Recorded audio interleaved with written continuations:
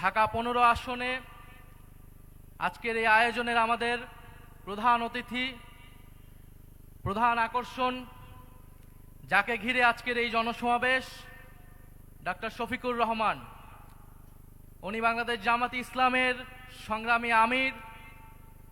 তবে এতটুক পরিচয় ওনার জন্য বর্তমান বাংলাদেশে যথেষ্ট নয়।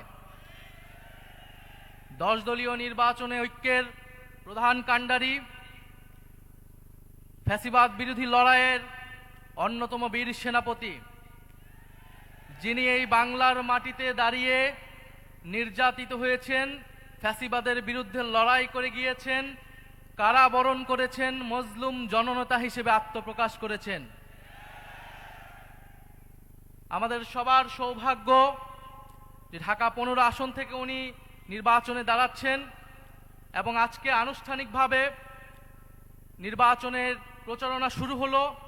সারা বাংলাদেশে 10 দলীয় নির্বাচনী ঐক্য জোটের যারা প্রার্থী রয়েছে তাদের পক্ষে যেই জনজোয়ার নেমে এসেছে, 12ই ফেব্রুয়ারি সেটার ফল বাংলাদেশের জনগণ দেখতে পারবে ইনশাআল্লাহ।